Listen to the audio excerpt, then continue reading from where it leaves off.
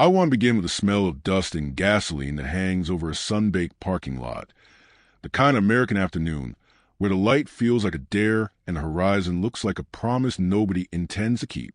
A man in a suit that has seen better decades steps out of a cab and blinks at a city that wasn't on his childhood map of places that mattered. He is old enough to remember the price of a phone call and young enough to still believe in leverage. He carries himself like someone who's had doors opened for him by men who no longer breathe. And when he looks up at neon, at sky, at the flat distance that makes everything honest, he realizes this exile might be a judgment and a gift at once.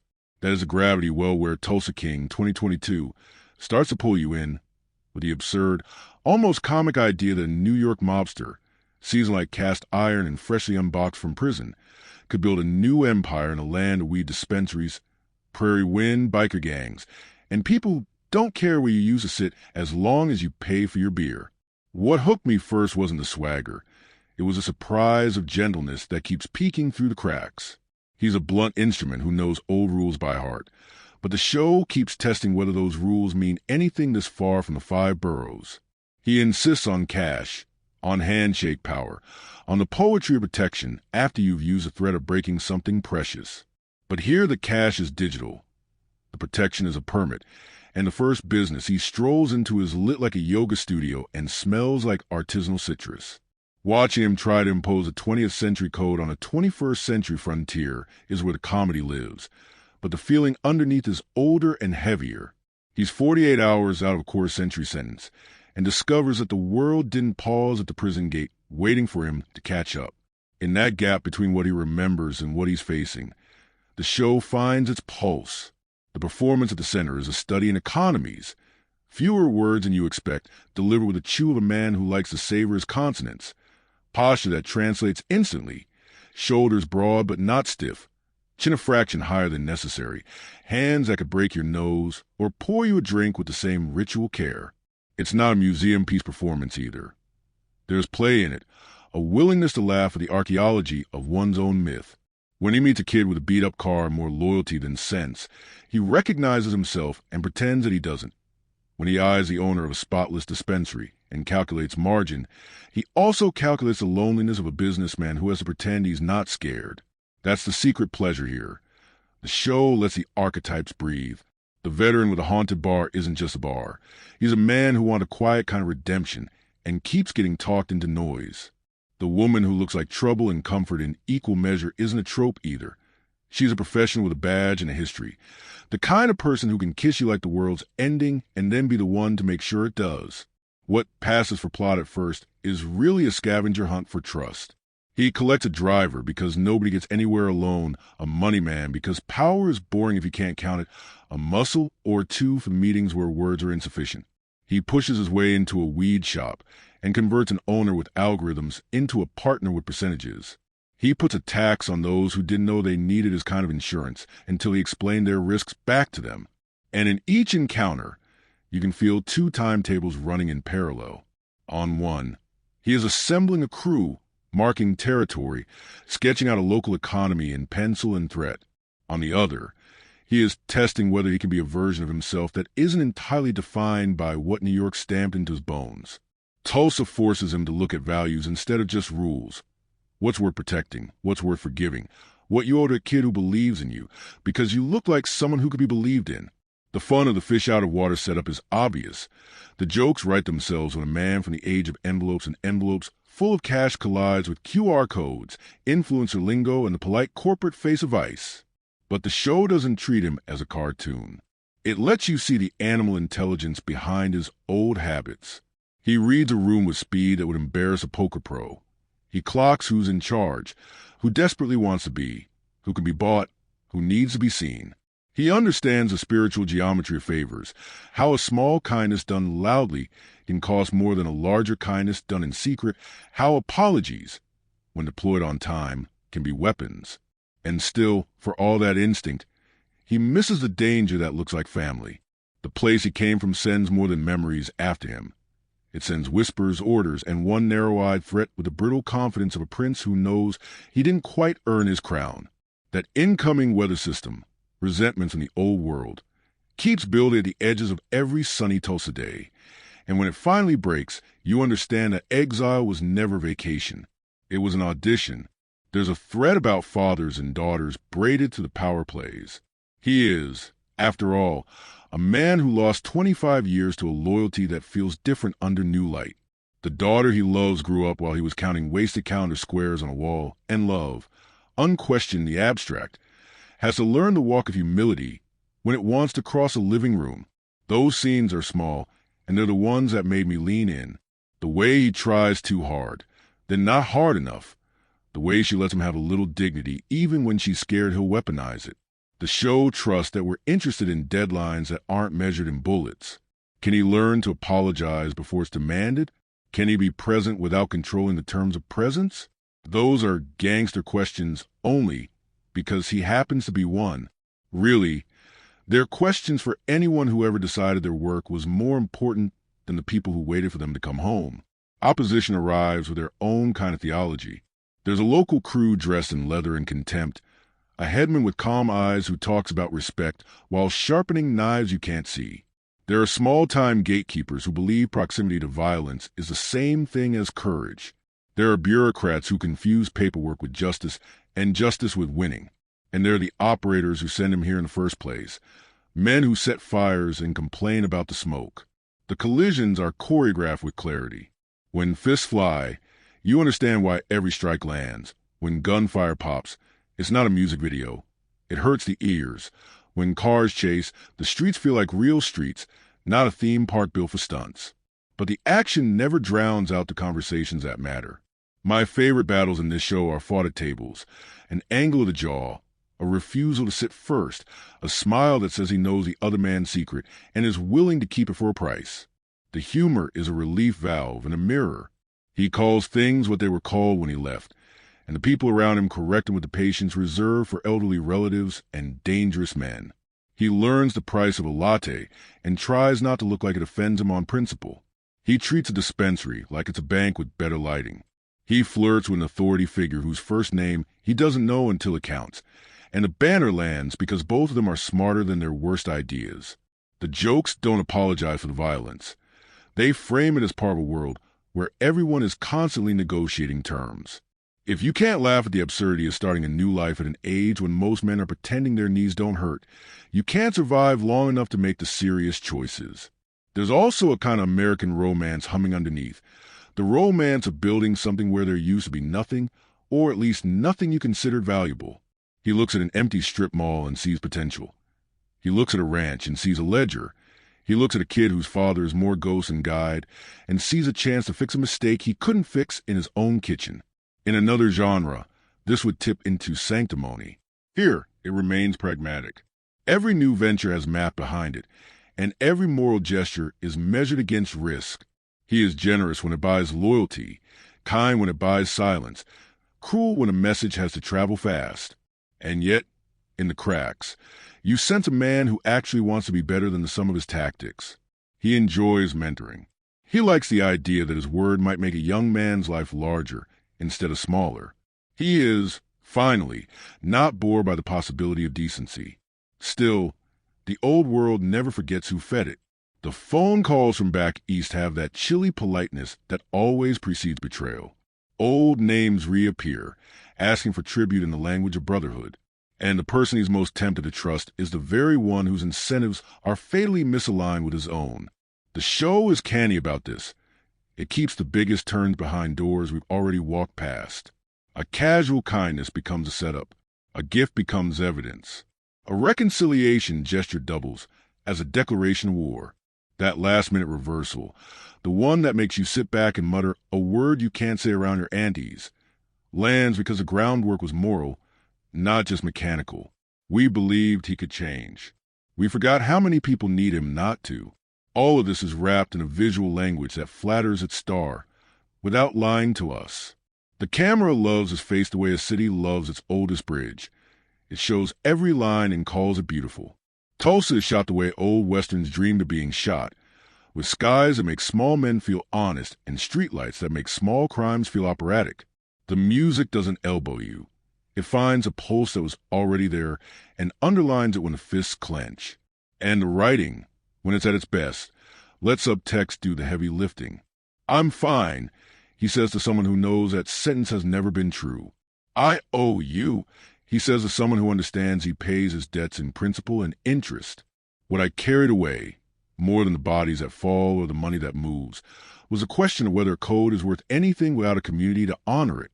He has one foot in a vanished ecosystem, the neighborhood, the back room, the formal way men once spoke to each other when they intended to be informal, and one foot in a place where criminality has HR departments and mission statements.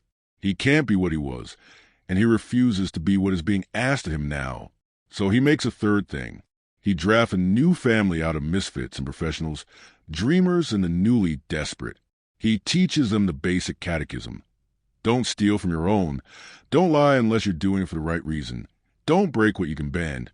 And always, always keep your word, especially when it costs you. If that sounds corny, the show is daring you to admit how hungry you are for it anyway. By the time the first season tightens its fist, the ledger is balanced in a way that feels both satisfying and unfinished. The new enemies know his name. The old enemies never stop saying it. The people he's collected have learned to look at him not just as a paycheck, but as a weather system they'd like to live under as long as it doesn't flood their house. And he has learned, slowly, inelegantly, with the kind of stubborn grace that suits him, that strength is not the same thing as winning. It is sometimes choosing not to pick up the phone. It is sometimes showing up to a family table and listening without trying to fix what your absence broke. It is sometimes walking into a trap because the person you love is in it, and you figure you'll teach the trap a lesson on the way out. There's a final image the season leaves you with that I can't shake. Not a gun or a bag of cash, but a face. The expression of a man who just realized that the only person who could really hurt him has decided to try. It freezes him for half a second and then does the opposite. He smiles. Not because he's happy, but because the rules are finally clear again. That's the paradox of the heart of the show. The cleaner the moral math gets, the messier the life becomes. In a city that doesn't know his stories and doesn't care to learn them, he writes a new one in real time, using a language that sounds like threat until you learn to hear the promise inside it. And if you ask me why I kept hitting next episode, it's because I wanted to see if a man built out of yesterday could build a tomorrow that felt like more than survival. The answer isn't simple. It wouldn't be worth watching if it were. The plot, when you stretch it out over the season's first half, has the shape of both a climb and a stumble. We meet him, this weathered capo freshly released from prison, walking into Tulsa like a man stepping off a different century's boat, scanning the land for purchase. The first collision is comical in its bluntness. He wanders into a marijuana dispensary, sizes up the bright jars and the young man running the register, and decides in under 5 minutes that he owns 20% of it. No committee, no pitch deck, no let me sleep on it. Just a muscle memory of decades where protection meant profit and hesitation meant weakness. From that first bold claim, the branches of the story start to grow. A driver pressed into service because he happened to be standing nearby. A partnership with a wide-eyed entrepreneur who slowly begins to like the idea of power, and a series of small-time hustles that reek of the old days but with newer packaging. The comedy of errors keeps folding into the menace. He recruits Muscle not because he needs it right away, but because he knows a storm is coming. He eyes the local biker gang and reads them like a bad deck of cards, savage enough to make noise, sloppy enough to be bought or broken. Each episode places him against another fragment of modern America that doesn't quite know what to do with him. The bank that questions his cash deposits, the policewoman who can't decide if she wants to arrest him or share a drink, the daughter who's built a life without him and flinches when he tries to insert himself like nothing happened. These aren't just obstacles. They are mirrors. Every time he tries to enforce the old code, he's shown how alien it looks against Tulsa's landscape of yoga studios, digital payments, and cowboy pragmatism. By the midpoint, his presence is felt across the city like a pressure front. The weed shop is booming under protection, but the growth brings scrutiny. The bikers push back, testing his resolve, and the resulting clash is filmed with the kind of weight that makes fists look like punctuation marks in a heated argument. He builds a small, makeshift family out of loyalty and necessity. The young driver who finds in the father figure he never had. The owner who discovers he likes the edge of living dangerously, Even the locals who hated him at first, but begin to admit that life under his shadow feels strangely secure. Yet the phone calls from New York keep echoing. The ghosts of family he once bled for reminding him that exile is rarely clean. The heir to the old throne wants him out or dead. And so the story tilts forward, promising a collision between the man who won't adapt and the men who refuse to let him be free. What gives the first half of the plot its electricity is that double tension. Can he build something solid in a city that wasn't asking for him? And can he outrun the debts of loyalty that trailed him out of prison? Every conversation, every deal, every half-smile across a bar feels like it could snap into violence. But tucked inside the fists and threats is the real spine of the season. His halting, painful attempt to make peace with a daughter who doesn't know how to forgive him yet. That's the heartbeat hiding beneath the gunpowder, and it's what makes you realize you're not just watching a mob show. You're watching a man learn whether family, chosen or blood, can ever be rebuilt after 25 lost years. The second half of the season's story winds tighter, pulling together all the scattered threads until you feel the inevitability of collision. By now, his network in Tulsa isn't just an experiment. It's a fragile kingdom. The dispensary is flush with cash and running smoother than he admits out loud. The driver has evolved from sidekick into something closer to a son, and the local alliances he's cobbled together with both legitimate and illegitimate faces give him the illusion of permanence. But permanence is exactly what his past refuses to grant. The calls from New York stop sound like updates and start sounding like ultimatums. Old colleagues, younger sharks, and resentful heirs begin circling, determined to remind him that no empire is truly independent, not even one built in the flat streets of Oklahoma. It's here the betrayals land. That local partner he thought was harmless turns out to have ambitions louder than loyalty. The biker gang, bruised but not erased, plots a return with allies of their own. The law, personified in the sharp-eyed woman who keeps drifting between rival and lover, edges closer to forcing him into a choice he doesn't want to make: surrender to legitimacy and lose his edge, or double down on outlaw methods and risk everything. His daughter, meanwhile, becomes a wound that won't scab over. Every attempt to bridge the distance feels clumsy, but it's also sincere. He brings her gifts, apologies, half-truths wrapped in the only language he knows, yet she sees a shadow behind his efforts. Their relationship becomes a counterweight to his empire. The bigger his reach grows, the thinner his chance of convincing her that he isn't doomed to repeat every mistake. The violence escalates with an almost ritual rhythm. Drive-bys and barroom brawls give way to calculated strikes. Each confrontation feels earned because the groundwork has been emotional as much as tactical. Every fist thrown is tied to trust broken. Every bullet is a punctuation mark on an old debt. The past he thought he left behind in prison comes roaring back in flesh and blood, embodied in men who wear suits but carry grudges sharper than knives. One of them, more personal than the rest, forces him to acknowledge that exile was never mercy. It was a leash. The season's final confrontations balance on that line. Can he carve out sovereignty, or is he forever bound to the machine that made him? And then there's a final sting, betrayal from within the circle he nurtured. The person he allowed closest, the one whose trust felt earned, turns out to be the knife in his side. That choice isn't random. It's thematic. For all his instincts, for all his code of loyalty, he still hasn't learned how to spot the difference between someone who fears him and someone who loves him. That lesson detonates in the last episodes, leaving his empire intact on the outside, but trembling at the core. The man who walked into Tulsa thinking he'd write the rules discovers that rules are fragile things when they're built on other people's fear. The close of the season doesn't tie bows. It unravels them. His crew remain, but their faith is tested. His daughter remains, but their bond is fractured. His enemies remain, both local and distant, and their appetite has only sharpened. The last image isn't triumph, but defiance. A man who smiles at betrayal because at least it clarifies the battlefield. Tulsa hasn't crowned him yet.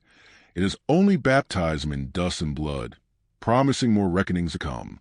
The character analysis of Tulsa King is a sprawling gallery of contradictions and reinventions, a study in how archetypes refuse to stay still when placed against a backdrop as odd and fertile as modern-day Tulsa. What makes this part of the show most gripping is not just the spectacle of Sylvester Stallone playing an aging mafioso, but the way each character surrounding him forces his role to bend, shift, and grow.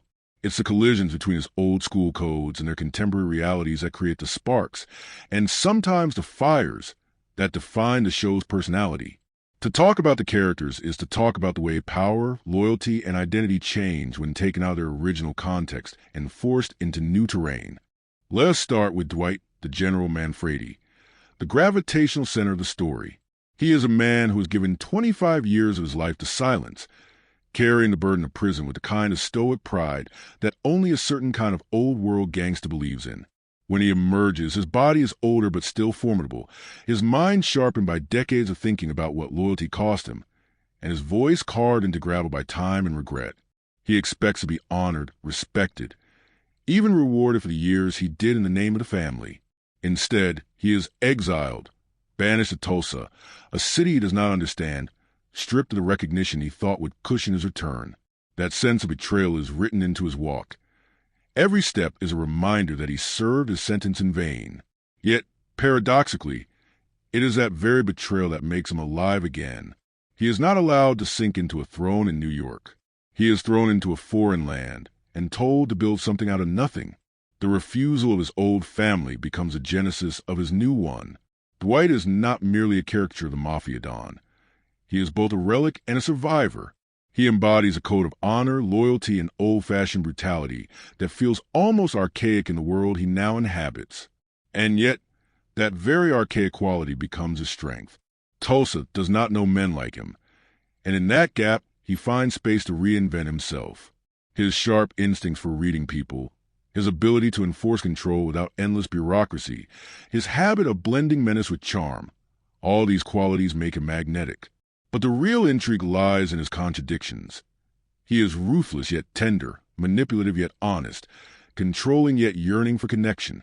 His relationship with his estranged daughter reveals a fracture beneath his granite exterior. Here is a man who can frighten bikers and extort business owners, yet trembles when faced with a hurt in his daughter's eyes. The entire season turns him into a study of adaptation. Can an old-world mobster learn new rules without losing himself? And is he willing to soften the edges of his code to win back a daughter who doesn't trust him? Next, we meet Tyson, the young driver Dwight practically recruits on a whim. At first, Tyson seems like comic relief, a wide-eyed kid with more enthusiasm and sense, suddenly dragged into the orbit of a dangerous man who belongs to another century. But Tyson becomes the unexpected heart of Dwight's new empire. He is impressionable, yes, but also ambitious in his own way. Through Tyson, we see Dwight as a mentor, almost a father figure, teaching lessons that are equal parts street wisdom and personal philosophy. Tyson is also a reflection of what Dwight might have been if he had grown up in another era, eager, loyal, searching for belonging. The mentorship between them is one of the show's most human threads. It is through Tyson that Dwight learns to trust again, to build bonds not entirely based on fear or money. Tyson, for his part, grows from comic sidekick into a true partner, discovering that loyalty is both a gift and a burden. His arc is about learning that proximity to power carries a cost, but also that the lessons of an old gangster can carve unexpected strength into a young man. Then there is Bodie, the dispensary owner. At first glance, Bodie looks like the antithesis of everything Dwight represents. He is young, tech-savvy, more comfortable with spreadsheets and social media than with fists and threats. His marijuana shop is a symbol of a new world. Bright, clean, regulated, almost antiseptic in its legality. When Dwight strides in and declares ownership, Bodie is terrified, amused, and eventually intrigued. What begins as extortion evolves into an uneasy partnership, and then into something closer to mentorship. Dwight sees in Bodie the entrepreneurial spirit, though clothed in modern garb. Bodie, in turn, sees in Dwight a ruthless but oddly principled business partner who cuts through the red tape with sheer force of will. Bodie is a character caught between worlds. He wants legitimacy, but he also learns to savor the raw adrenaline of Dwight's methods. Over time, he shifts from unwilling victim to co-conspirator, embodying the strange fusion of old and new crime. His character is a metaphor for how legality adapts. Once run in shadows, now dressed in clean storefronts, but always requiring muscle when the stakes rise. Another figure who anchors the emotional way of the show is Stacy Beale, the ATF agent who becomes both Dwight's lover and his shadow. Stacy represents temptation and contradiction in Dwight's life. On one hand, she is drawn to him, his charisma, his confidence, his mystery. On the other, she embodies the very law that threatens to dismantle everything he builds. Their relationship is a tightrope walk between intimacy and surveillance, between passion and betrayal. Stacy complicates Dwight's story in the best possible way because she refuses to let him remain in the safety of his old definitions. With her, he cannot just be the general. He has to be vulnerable, charming, even honest. Yet she is also the ticking clock behind every kiss. You know that at any moment, her badge could surface, her loyalty to the law outweighing her loyalty to him. This duality, lover and hunter, confidant and threat, makes her one of the most fascinating characters in the show. Through her, we see Dwight's capacity for change, but also the inevitability of his entanglement with forces bigger than his personal code. We must also talk about Armand Trucy, often called Manny, the local ex-mobster who recognizes Dwight for what he is. Armand is haunted, a man who tried to escape the life only to find that it never really lets go. His interactions with Dwight crackle with unease, because he sees in Dwight both a reflection of his past and a threat to his fragile present. Armand's presence forces Dwight to confront what long-term loyalty costs. Here is a man who once believed in the same codes, who paid similar prices, and now wants only peace. Their tension is a clash between the possibility of escape and the inevitability of repetition. Armand is a warning sign that Dwight mostly ignores, a living testament that the life Dwight is rebuilding has no retirement plan. The antagonistic forces of the season are not just individuals, but entire systems. The biker gang, led by Salan Waltrip, becomes a key foil to Dwight's empire. They represent chaos, blunt violence without principle, the kind of criminality that thrives on fear, but not on respect. Dwight's clashes with them highlight the difference between old-world mob codes and modern-day outlaw anarchy. Where Dwight imposes order, however brutal, the bikers revel in destruction. Their conflict becomes almost philosophical. What does it mean to control versus to terrorize? In these battles, Dwight's old-school methods paradoxically feel more honorable than the reckless violence of the bikers. The show uses them not just as villains, but as a measuring stick for Dwight's evolving sense of morality. At the heart of the series, though, is Tina, Dwight's estranged daughter. She is the wound he cannot cauterize, the ache that keeps him human, even when everything else pushes him toward dehumanization. Their relationship is a careful study in broken trust. Tina grew up without him, built a life that doesn't have room for his shadow, and now faces the impossible task of reconciling the man who abandoned her with a father who desperately wants back in. For Dwight, every interaction with Tina is more terrifying than any shootout. He can fight bikers, outwit rivals, and stare down betrayal, but he cannot force his daughter to love him again. Their scenes together are tender and raw, layered with unspoken pain. Tina forces Dwight to question whether loyalty to a crime family was worth the family he lost. Through her, the show grounds its violence in something universal, the longing for reconciliation, the fear that some wounds never close, and the bittersweet truth that love does not erase absence. Beyond the central characters, the show populates Tulsa with a range of faces that add texture and humor. Each bartender, each petty criminal, each local business owner adds another shade to the world Dwight is trying to conquer. What's fascinating is how quickly he adapts, building alliances not through brute force alone, but through his uncanny ability to read what people need: protection, validation, opportunity, and to give in exchange for loyalty. These supporting characters make the show feel lived in, reminding us that Dwight's empire isn't abstract. It's a patchwork of people who believe in him, fear him, or both. What emerges from this tapestry of characters is a story not just about crime, but about reinvention. Dwight, the aging general, is reinventing himself as a king in exile. Tyson is reinventing himself as more than a driver. Bodie is reinventing himself as something darker than a businessman. Stacy is reinventing herself as a woman who can hold desire and duty in the same hand. Tina is reinventing herself as a daughter who must decide whether forgiveness is strength or weakness. Even the bikers, in their own crude way, are trying to reinvent dominance in a world where organized crime has changed shape. The brilliance of the character work in Tulsa King is that no one is static. Every person you meet shifts under the pressure of Dwight's arrival. He is the catalyst, the stone thrown into the pond, and the ripples reshape everyone's trajectory. The show becomes less about whether Dwight can build an empire and more about whether these characters, each reinventing themselves in his orbit, can survive the gravitational pull of his presence. By the end of the season, what stays with you is not just the bloodshed or betrayals, but the human connections fractured, mended, strained, that make this unlikely mob story in Tulsa feel like something closer to a meditation on loyalty and identity. These characters are not props in Dwight's story.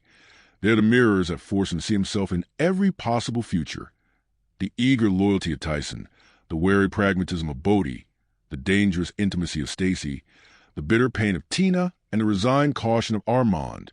Each one is a road he could walk, and each one forces him to ask whether being a general is enough or whether, in Tulsa, he must become someone new entirely. The strangest facts orbiting Tulsa King are not simply the oddities of his plot, but the peculiarities of its existence. How a show built on the broad shoulders of an aging movie legend could feel simultaneously like a throwback and an experiment. How it could find itself set not in the well-worn crime landscapes of New York or Chicago, but in the wide, open, unpredictable streets of Tulsa, Oklahoma. To dig into these facts is to peel back layers of history, television culture, production quirks, and narrative choices that make this series one of the most unusual mafia stories of the last decade. The strangeness is not gimmickry. It is texture, and it is what makes the show stand apart in a crowded market of crime dramas. One of the most striking oddities is the casting itself. Sylvester Stallone, whose cinematic identity is almost welded to iconic roles like Rocky Balboa and John Rambo, had never before anchored a scripted television series. For decades, Stallone was cinema's muscle-bound archetype, the embodiment of old-school heroism and stubborn grit. That he chose his first television venture in the 70s, and that it was not as a hero but as a morally gray mafioso rediscovering relevance, is astonishing. The fact that Tulsa King exists at all is a minor miracle of timing. It arrived in an era when film stars were finally willing to cross into television prestige, yet Stallone's entry felt stranger than most. His gravelly voice, his weathered face, his particular brand of charisma, these were signatures of a bygone era. And yet, here they were, repurposed in a role that made them feel both fresh and hauntingly familiar. That strangeness of an action icon becoming a reflective TV antihero is central to the show's uniqueness. Equally strange is the choice of setting. Mafia stories in American television have almost always been rooted in the urban labyrinths of New York, New Jersey, Boston, or Chicago. The Sopranos, Boardwalk Empire, Power, all these shows rely on cities that drip with mafia mythology. But Tulsa King rips the mobster out of his natural habitat and drops him in Oklahoma. This decision is so unlikely it borders on comic, and yet it works precisely because of its absurdity. The juxtaposition of an old-school gangster navigating weed dispensaries, rodeo bars, and biker gangs in the Midwest creates a cultural clash that fuels much of the narrative tension. Tulsa is not a city with a deep reservoir of mafia fiction, and that novelty makes every encounter feel unpredictable. What does protection money mean in a place where people carry rifles in their pickup trucks? What does extortion look like in a town where the biggest cash flow comes from cannabis sales? This strangeness isn't a gimmick. It's a structural innovation that allows the show to tell a mafia story without repeating tired tropes. Another fascinating oddity is the production backstory. Taylor Sheridan, the powerhouse creator behind Yellowstone and its sprawling universe, is credited as a co-creator of Tulsa King. Sheridan's reputation was built on stories of rugged Americana, ranchers, lawmen, the harsh landscapes of Montana and Texas. That he pivoted to a mafia show set in Tulsa and convinced Stallone to lead it is a testament to his restless creativity. But Sheridan's involvement also created production quirks. He reportedly stepped away from day-to-day showrunning, leading to shifts in tone and leadership midstream. The show's development was marked by a whirlwind pace. Stallone himself commented in interviews that the scripts arrived fast, the shoot was intense, and the improvisational energy sometimes overtook meticulous planning. That chaotic genesis bleeds into the show's energy. It feels raw, unpolished in places, but alive in ways more controlled productions sometimes are not.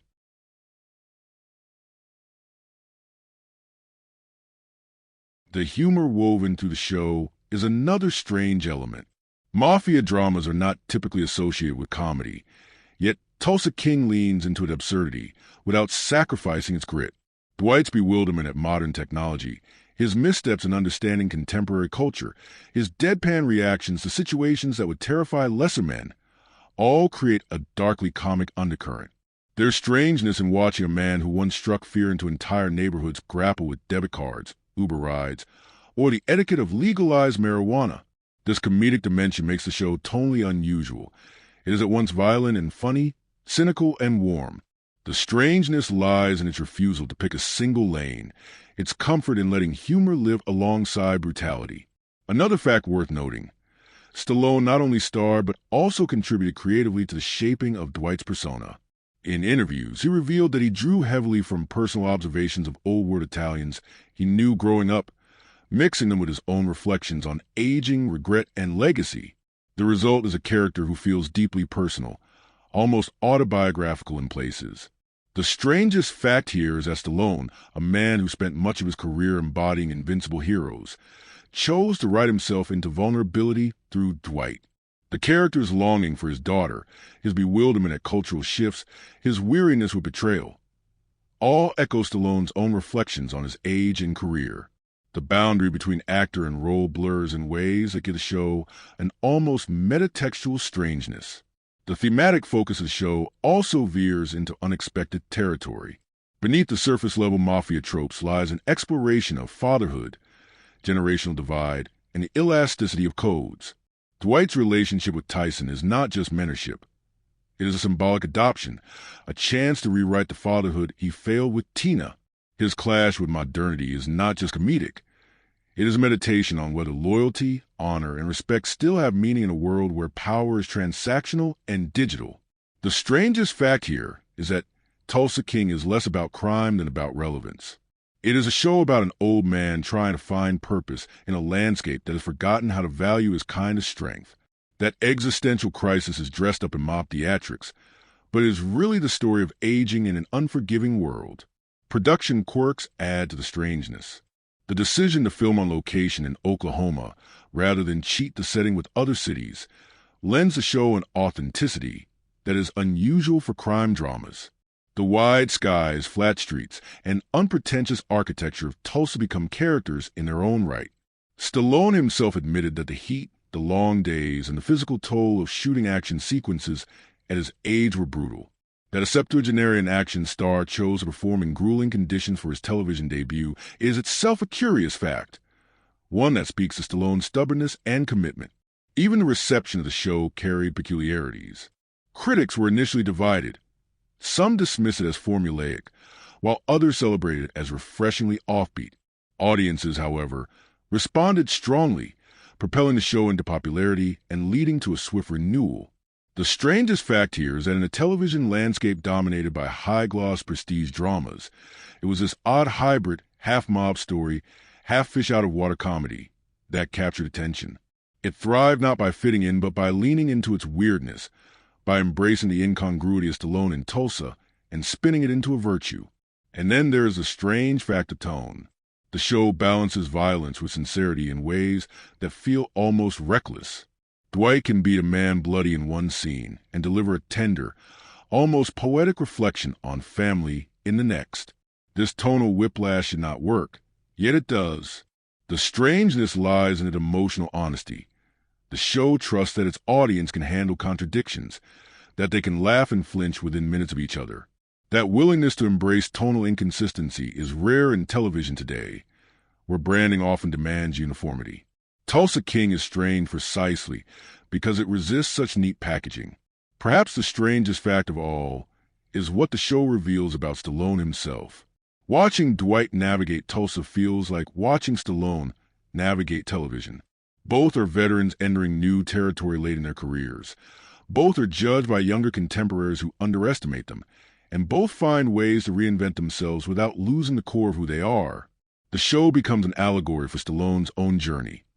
A man who refuses to fade, who insists on carving relevance out of a world that has changed around him. That meta layer, the blurring of actor and character, of fiction and autobiography, is what elevates the strangeness into something profound. By the time you catalog all these oddities, the casting, the setting, the production history, the tonal blend, the thematic subtext, you realize that Tulsa King thrives on its strangeness. It is not trying to be a perfect mob story or a flawless comedy. It is trying to be something singular, something that could only exist with Stallone at its center and Tulsa as its unlikely stage. That singularity, that refusal to play by expected rules, is the strangest fact of all, and the reason the show lingers in memory long after the credits roll. Critical perspectives on Tulsa King demand that we step back from the dust, blood, and laughter of its story and examine how the series sits within the larger landscape of television, popular culture, and the long tradition of gangster narratives. What makes this step especially rewarding is that the show itself is already aware of its strangeness. It knows it is telling a mafia tale not in the shadowed boroughs of New York, but in the wide open air of Tulsa, and it knows it is using an action legend well into its 70s as its anchor. Critics, fans, and cultural commentators have seized on these peculiarities, producing a spectrum of responses that range from dismissal to celebration. To fully explore these perspectives is to untangle the multiple identities the show wears: fish-out-of-water comedy, mafia family drama, Western-inflected meditation on relevance, and metatextual commentary on aging icons in a changing industry. From one angle, the critical response has focused on genre displacement. Gangster stories have historically thrived in dense, urban environments where anonymity, corruption, and legacy intertwine. Moving the mafia archetype to Tulsa forces a reconfiguration. Here, the open skies strip away the shadows, and the locals are not instinctively deferential to an outsider waving around a code of honor. Critics have pointed out that this relocation destabilizes the genre in ways that are refreshing but also uneven. Some argue that it creates fertile ground for satire. The absurdity of a capo trying to extort a dispensary owner in a place where legality is shifting underfoot, but others feel it weakens the mythic gravity that gangster dramas rely on. To those critics, Dwight's empire in Tulsa seems more like cosplay than destiny.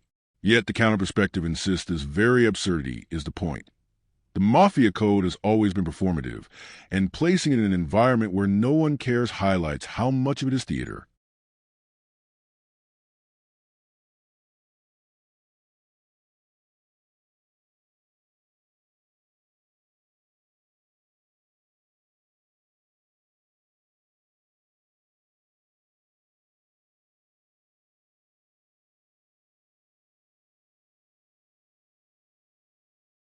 Another critical lens comes from the Stallone factor. For decades, Sylvester Stallone embodied indomitable masculinity in cinema. Seeing him as Dwight the General, Manfredi invites readings about aging, reinvention, and vulnerability. Some critics interpret the show as Stallone's commentary on his own career. Like Dwight, Stallone is displaced, forced to find relevance in a new medium. The gravel in his voice, the slowness in his gait, the weathered charisma. These are not flaws to be hidden but textures to be celebrated. Critics sympathetic to this view argue that Stallone is performing autobiography through Dwight, turning his own confrontation with obsolescence into art. Others, less kind, have dismissed his performance as self-parody, claiming that the show leans too heavily on nostalgia without offering new depth. Yet even those critiques acknowledge that watching Stallone carry a series at this stage in his career is culturally significant. It represents television's growing power to absorb film icons and reframe them. Cultural critics have also explored the fish-out-of-water comedy embedded in the show. Dwight's struggles with modern technology, shifting norms, and cultural changes are often played for laughs. Some reviewers see this as the show's most effective engine, allowing to deliver social commentary on generational divides. The humor, they argue, disarms the violence, making the series palatable to audiences who might be weary of grim mafia dramas. Others, however, critique this tonal blend as inconsistent, suggesting that the show cannot decide whether it wants to be a gritty crime saga or satirical comedy. The debate here touches on broader questions of television storytelling in the streaming era. Does genre hybridity enrich or dilute? Tulsa King becomes a case study in how audiences and critics negotiate tonal complexity. From the perspective of television history, Tulsa King invites comparisons with The Sopranos, where Tony Soprano wrestled with therapy, suburban ennui, and the decline of traditional mafia structures, Dwight grapples with obsolescence in a different register. His exile to Tulsa is not about internal psychology, but external geography. Critics have argued that Tulsa King is The Sopranos in reverse. Instead of bringing the mob into the suburbs, it sends a mob into a frontier. Yet while The Sopranos leaned into prestige seriousness, Tulsa King leans into pulp energy. Some critics appreciate this, praising its refusal to mimic prestige tropes, while others see it as a missed opportunity to deepen its exploration of mafia decline. The divide reveals much about the critical landscape. Some demand every gangster drama wrestle with existentialism, while others celebrate when a show unapologetically embraces entertainment. Sociologists and cultural commentators have read the series as a commentary on American capitalism. Dwight's extortion of a legal dispensary, his manipulation of small-time hustlers, and his imposition of protection onto a community that didn't ask for it mirror broader anxieties about power and exploitation. Critics in this camp argue that Dwight's actions parody the way older institutions, banks, corporations, political machines force themselves onto new economies. Tulsa's cannabis industry becomes a stand-in for the modern gig economy, full of promise, easily exploited by those with leverage. Dwight's methods, though archaic, succeed because the system is still vulnerable to old forms of coercion. In this reading, Tulsa King is not just a crime story, but a satire of how old powers adapt to exploit new markets. There are also feminist critiques of the series. Some reviewers have noted that women in Tulsa King often occupy positions that oscillate between foil and temptation. Stacy as lover cop, Tina as estranged daughter, Margaret the ranch owner, as business ally and potential love interest. Critics argue that the show sometimes reduces these women to reflections of Dwight's journey, rather than granting them full autonomy. Yet others push back, pointing out that Stacy, in particular, embodies a complex duality, both desiring and policing Dwight, blurring personal and professional in ways that mirror real-world tensions. Tina, too, is given moral weight. Her refusal to forgive Dwight too easily prevents the narrative from collapsing into sentimentality. These debates highlight how critical perspectives diverge on representation, with some seeing caricature and others seeing nuance. From an industry standpoint, critics have focused on the Sheridan brand. Taylor Sheridan's fingerprints are all over Tulsa King. The emphasis on Americana, the valorization of rugged masculinity, the blend of crime with Western tropes. Yet Sheridan's partial absence from day-to-day production created tonal fluctuations. Some critics argue that this inconsistency reflects Sheridan's empire stretching too thin. Others counter that it created space for Stallone's persona to dominate, giving the show its distinct identity. In either case, the association with Sheridan situates Tulsa King within the larger trend of television universes built around one creator's vision, raising questions about how much creative control is necessary for coherence. Audience responses add another layer. While critics were divided, fans flocked to the show, pushing its ratings high enough for quick renewal. Online discussions reveal that many viewers embraced the series precisely because it felt different. It wasn't trying to be a prestige meditation. It wasn't suffocated by irony, and it allowed Stallone to be both ridiculous and commanding. For these fans, the critical dismissals miss the point. Tulsa King succeeds because it delivers something television rarely attempts anymore, a character-driven crime story that is unashamedly entertaining. This divide between critical skepticism and popular enthusiasm mirrors the gap Dwight himself embodies. The elite may scoff, but the people on the ground are drawn to his charisma. Another perspective comes from international critics, who often see Tulsa King less as a mafia story and more as an American cultural export. To them, the strangeness of placing a gangster in Oklahoma highlights the myth-making tendencies of American television. They know how the series blends tropes from westerns, mob dramas, and action comedies into a uniquely American hybrid. For these critics, the show is less about the mafia and more about America's ongoing obsession with reinvention, the idea that even in exile, even in decline, a man can rebuild an empire if he has enough charisma and violence. Finally, there is the metacritical perspective that treats Tulsa King as a commentary on legacy and relevance, not just for Dwight, but for Stallone, for Sheridan, for television itself. In this view, the show asks, what happens when old myths collide with new realities? Can the gangster survive in a world of dispensaries and digital transactions? Can Stallone remain iconic in a medium that now demands vulnerability as much as strength? Can television crime dramas find new life outside the shadows of Sopranos? Critics adopting this lens see Tulsa King as imperfect but valuable, a series that experiments with hybridity in ways that open new possibilities for the genre. Taken together, the critical perspectives form a mosaic. Some see parody, others sincerity. Some see self-parody, others autobiography. Some see tonal confusion, others tonal boldness. What unites them is an acknowledgement that Tulsa King is not business as usual. It resists neat categorization, and in that resistance it provokes debate. Whether critics celebrate or dismiss it, they agree that it is strange, compelling, and culturally significant in ways that exceed its narrative. Like Dwight himself, the show forces people to reckon with it, to decide whether it is an anachronism, an experiment, or a reinvention. The answer, of course, is that it is all three, and that hybridity is exactly what gives it life. Production insights and fun facts about Tulsa King open a fascinating window into how this series came into existence, why it feels so different from other mafia dramas, and what unusual decisions shaped its final form. The show is not simply a product of storyboards and scripts. It is a result of a whirlwind of negotiations, improvisations, and risks that reveal as much about the changing landscape of television as they do about the characters on screen. If you look closely, you can see the fingerprints of Sylvester Stallone, Taylor Sheridan, Paramount Plus, and even Tulsa itself pressed into every frame. Each production detail doubles as a fun fact, an anecdote that explains the strangeness and vitality of this unlikely mafia saga. One of the most striking production facts is the speed with which the series was developed. Taylor Sheridan, who had already built an empire with Yellowstone and its spin-offs, reportedly pitched the concept of Tulsa King to Paramount in a single meeting.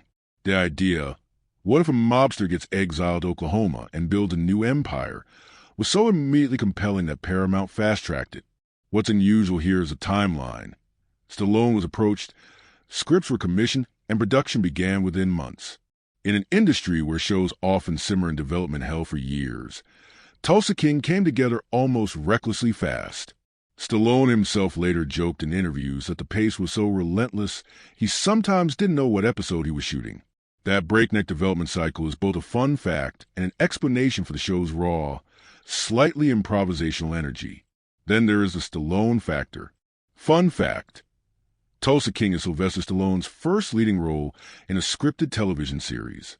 This is remarkable when you consider that Stallone's career spans over 5 decades, from the underdog triumph of Rocky in 1976 to the relentless violence of Rambo and beyond.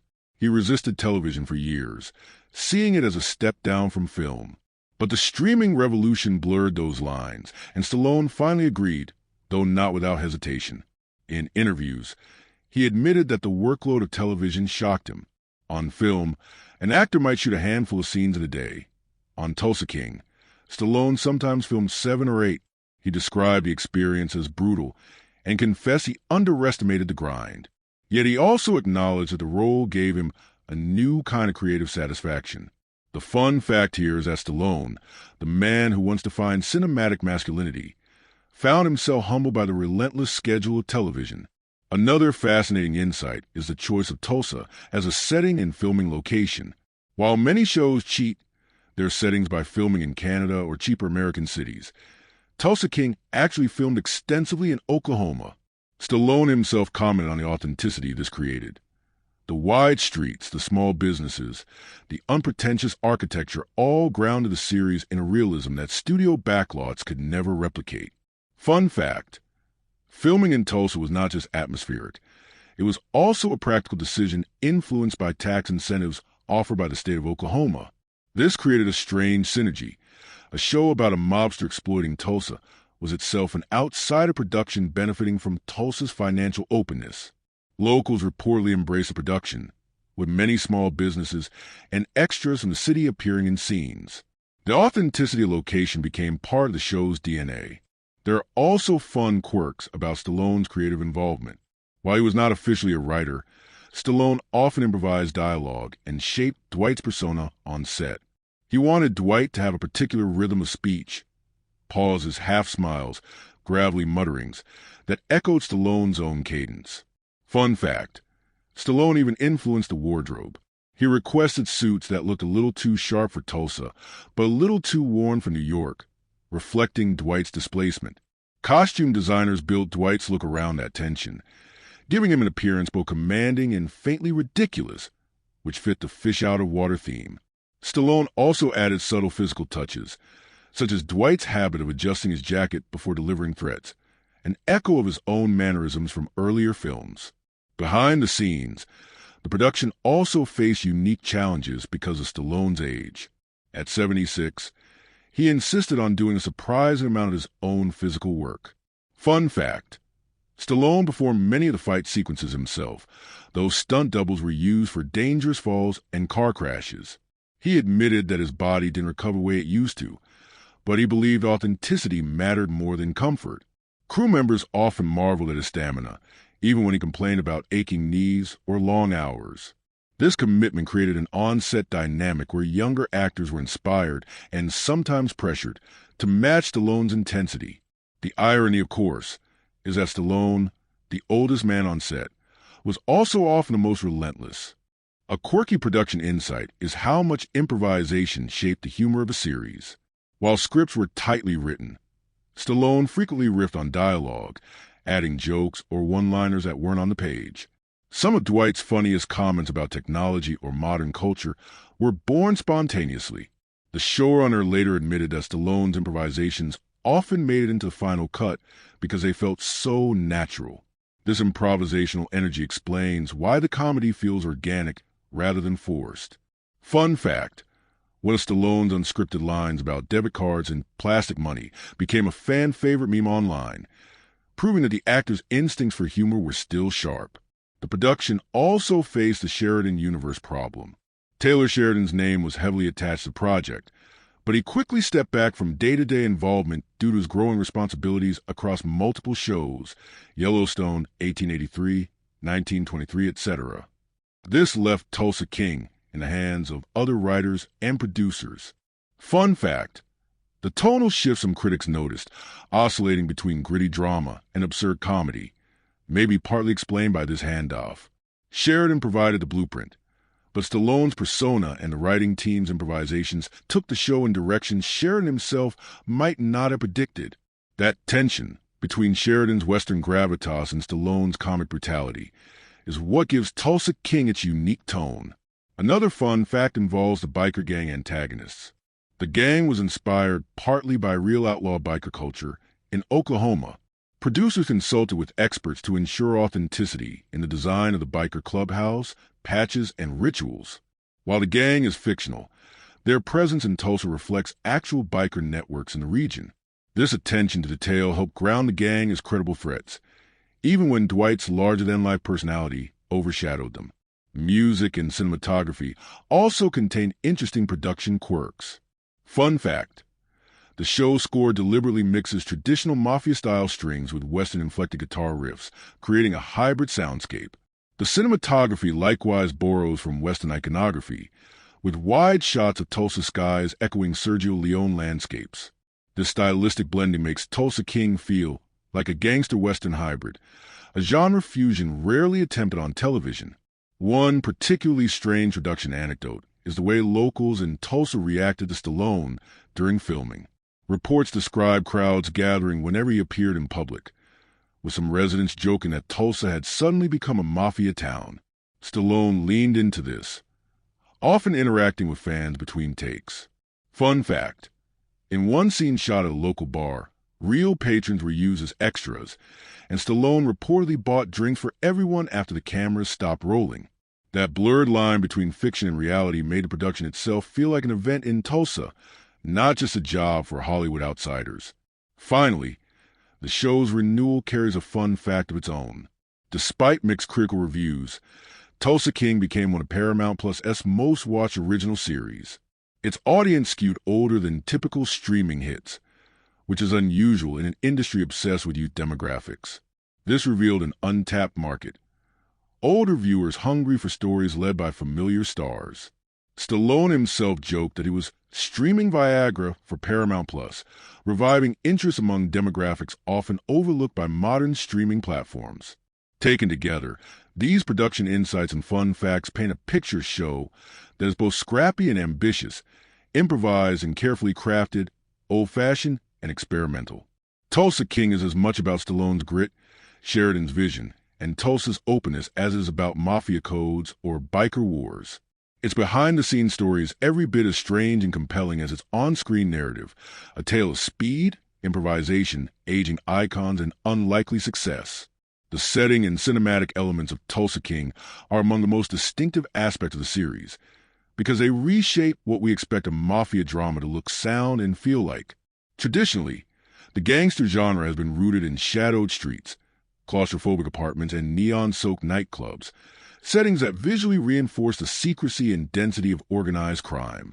But here, the show makes the startling choice to situate a hardened New York mobster in the sprawling openness of Tulsa, Oklahoma. This displacement creates not only narrative tension, but also an entire aesthetic reorientation. To talk about the setting of Tulsa King is to talk about how geography, architecture, color, and sound reinvent the way we perceive power, loyalty, and violence. Let's start with Tulsa itself as a setting. It is not a city that carries the mythic weight of New York or Chicago in the mafia imagination. Instead, it brings with it a different cultural palette. Wide streets, strip malls, bars with neon beer signs, quiet neighborhoods punctuated by pickup trucks, and endless skies that stretch like promises no one knows how to keep. The contrast is immediately visual. Dwight, the General Manfredi, in his sharp but slightly outdated suits, looks almost alien against this backdrop. Where New York's architecture swallows men whole, Tulsa's openness exposes them. Every confrontation feels more public, every act of violence less hidden. The camera leans into this contrast, often framing Dwight against broad horizons or isolated streets to emphasize his displacement. In New York, a mobster can vanish into crowd. In Tulsa, he sticks out like a monument. Cinematically, the show draws on Western iconography to underscore this new terrain. Wide shots of Oklahoma plains echo the language of classic Westerns, reinterpreting Dwight not as a gangster hiding in shadows, but as a gunslinger staking a claim. The saloon-like bars, the biker hangouts, even the ranch landscapes reinforce this hybrid identity. Tulsa King is as much a Western as it is a mob story. The fun lies in the fusion. Scenes that might otherwise feel generic in New York, a shakedown, a tense meeting, become uncanny in Tulsa, framed by skies that recall Sergio Leone or John Ford more than Martin Scorsese. The series thereby creates a new cinematic language for gangster tales, borrowing heavily from the Western to show what happens when an old code of honor collides with the frontier.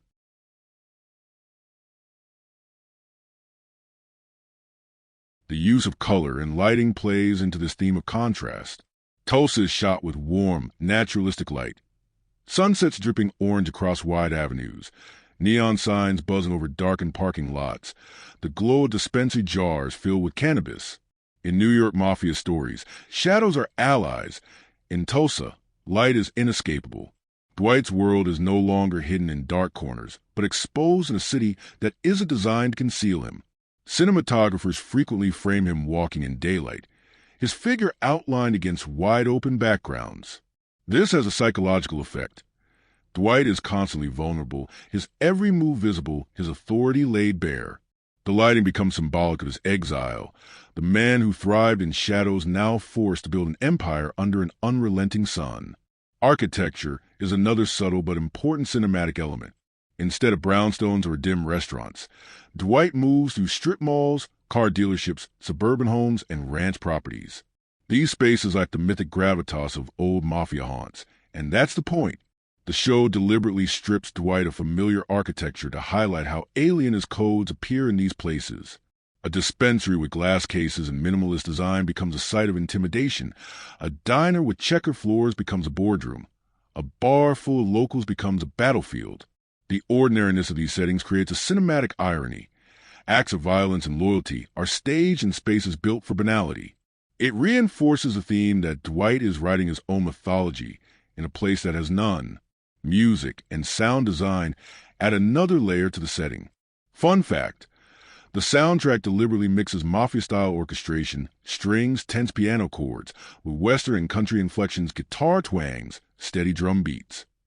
This hybrid soundscape underscores the cultural collision at the heart of the series. When Dwight threatens a rival, the music may swell with strings reminiscent of Scorsese films. When he surveys Tulsa's open streets, the score slips into western territory. Sound design also amplifies the tension of open space. The roar of motorcycles echoes across flat streets, the hum of neon lights punctuates quiet scenes, and silence itself becomes a weapon. In one sequence, the quiet of a rural setting makes a sudden burst of violence feel shocking and unnatural. Tulsa is sonically alive, and the show leans into its auditory uniqueness. Another crucial cinematic element is framing and camera work. Directors often frame Dwight in isolation, even when he's surrounded by others. In group shots, the camera lingers on his figure as the gravitational center, emphasizing both his dominance and his loneliness. Wide shots of him walking across parking lots or through small town streets emphasize his outsized presence in spaces too small to contain him. Close-ups highlight his age, the wrinkles, the weary eyes, the physical weight of decades in prison, contrasted with the youthful energy of those around him. The cinematography constantly reminds us that Dwight is both powerful and vulnerable, a man out of place yet still commanding.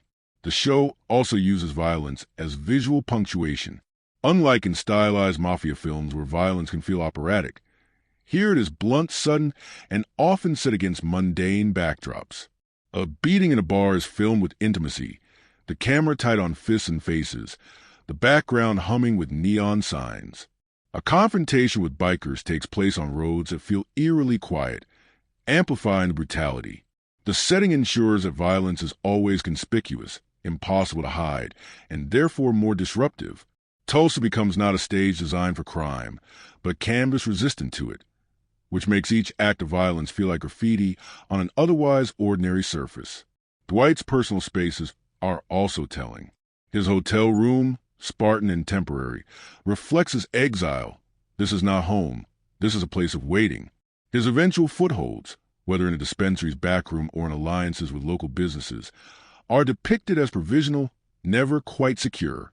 The production design ensures that no space feels like Dwight's domain. Every location emphasizes his outsider status. In contrast, the biker gang's clubhouse is claustrophobic, littered with symbols of belonging, reminding us that there are native predators in a landscape where Dwight is still staking his claim. Even the city's geographic anonymity becomes a cinematic tool. Tulsa is not globally iconic like New York or Los Angeles. For many viewers, it is a blank canvas. The show exploits this, allowing Tulsa to morph into whatever the narrative requires. A frontier town, a battleground, a community. This blankness also mirrors Dwight's own need to reinvent. Just as the city lacks a mythic mafia history, Dwight arrives without a legacy here. The cinematic use of Tulsa as neutral ground reflects the story's central theme, the building of something from nothing. Cinematically, the humor is also highlighted by the setting.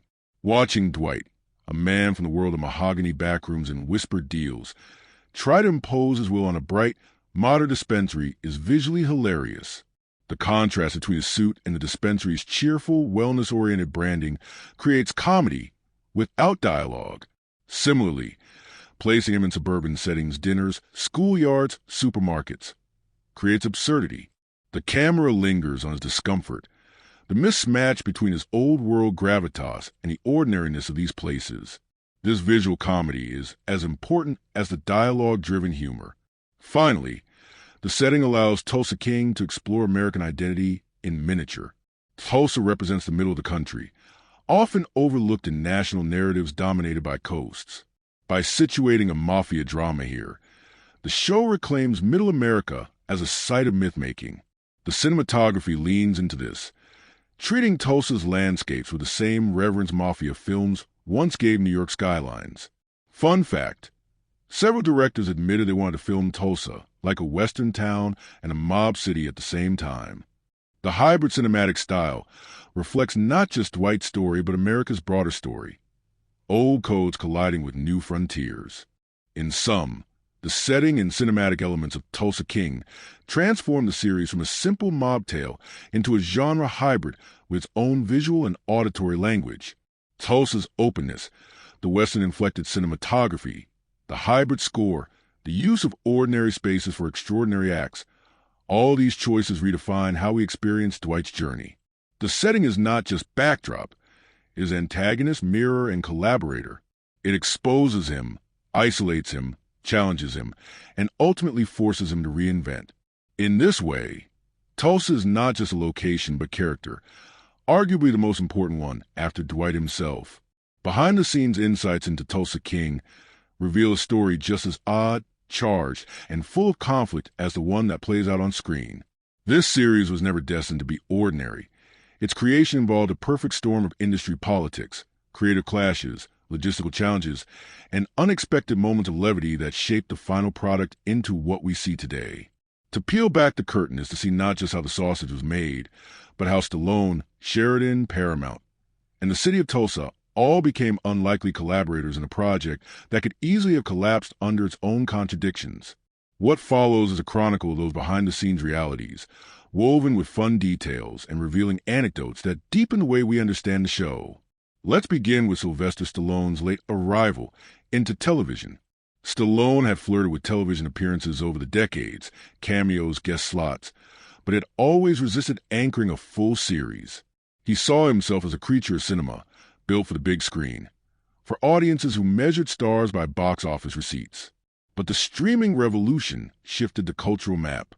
Paramount courted him heavily, pitching Tulsa King not only as a starring vehicle, but also as a chance to reinvent himself for a new generation. Stallone admitted that he was skeptical. In interviews, he confessed, "I thought television would be easier than film. I was wrong. It's brutal." Behind the scenes, he was shocked by the pace. Television demanded long days, fast setups, and relentless memorization. Stallone often improvised because he didn't always have time to memorize revised scripts that landed hours before shooting. Far from being a flaw, this improvisation gave Dwight his natural, off-the-cuff rhythm. Fun fact, some of Dwight's funniest lines, especially about debit cards and plastic money, were born from Stallone riffing when he couldn't recall the scripted words. Another behind-the-scenes layer is Taylor Sheridan's unusual role. Sheridan co-created the series, but he was not hands-on in the way he is with Yellowstone and its spin-offs. He provided the blueprint, a mobster exiled to Tulsa, and then stepped back, handing much of the execution to showrunner Terrence Winter, famous for Boardwalk Empire and The Sopranos. But tension soon arose. Winter reportedly left the series after creative disagreements with Sheridan and Paramount over tone and direction. This midstream turbulence explains why the show sometimes oscillates between gritty drama and broad comedy. Sheridan's influence leaned toward Western gravitas, while Stallone and Winter leaned toward satirical, character-driven humor. The friction between these visions was not smoothed away. It remained in the DNA of the show. Critics noticed, but behind the scenes, cast and crew often said that this very unpredictability kept the production alive. The location shoot in Oklahoma was another defining element.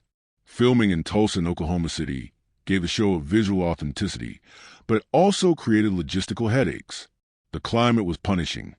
Sweltering summer heat, unpredictable storms, and stretches of wind that made sound recording difficult. Stallone himself complained half-seriously that the heat was trying to kill him. At 76, performing long hours outdoors took a toll, yet he insisted on working through discomfort, even when producers offered relief.